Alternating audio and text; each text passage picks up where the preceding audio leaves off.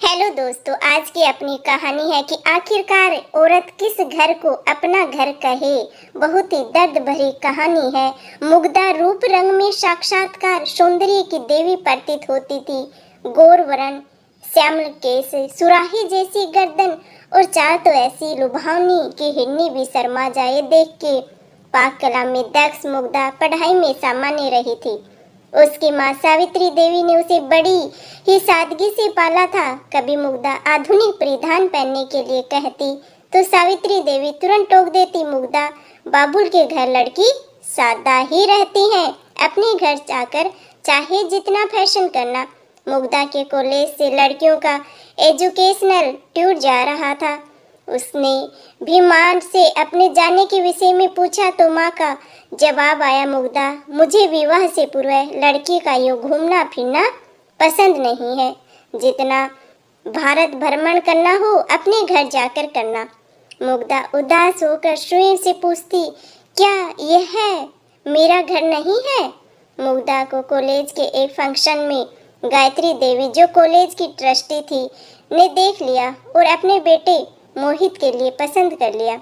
विवाह का प्रस्ताव मुग्धा के घर पहुंचा तो मुग्धा की मां अत्यंत ही प्रसन्न हुई। आखिर इतना धनाढ्य परिवार जो मिल रहा था बेटी के लिए। आखिरकार मुग्धा का विवाह मोहित से हो ही गया। सुहाग कक्ष में ही मुग्धा के समक्ष मोहित की सच्चाई सामने आ गई थी।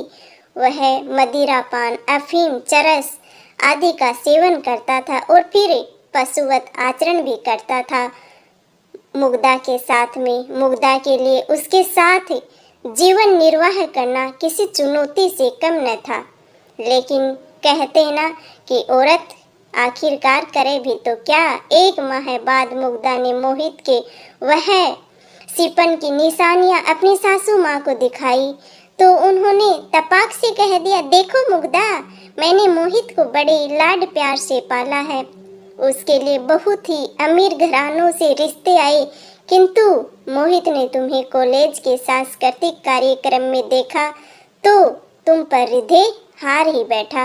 मैंने उसे बहुत समझाया कि तुम्हारा लो स्टेटस हमारे स्टैंडर्ड से मैच नहीं करता है, पर उसकी मत्ती मारी गई थी और आज तुम मेरे मोहित पर ही उंगलियां उठा रही हो। तुम क्या जानो, ये हाई सोसाइटी के शौक हैं। यदि तुम हमारे साथ एडजस्ट नहीं कर सकती तो अपने घर चली जाओ। सुनकर मुग्धा के हृदय का तो दर्पण ही चूर चूर हो गया दोस्तों। एक वाक्य जो उसके कानों में चुभने लगा था और वह था, अपने घर चली जाओ। क्या यही इस समस्या का समाधान है? मायके में बेटियों को यह कहकर बड़ा किया जाता है कि अपने घर जाकर अपने सारे अरमान पूरे करना, और फिर ससुराल से यह कहकर दुत्कारा जाता है कि अपने घर चली जाओ। आखिरकार एक लड़की का घर कौन सा होता है? मायका, जहाँ से उसे ससुराल की अमानत समझकर बड़ा किया जाता है, या ससुराल जहाँ उसे हर क्षण परायेपन का ही एहसास कराया जाता है?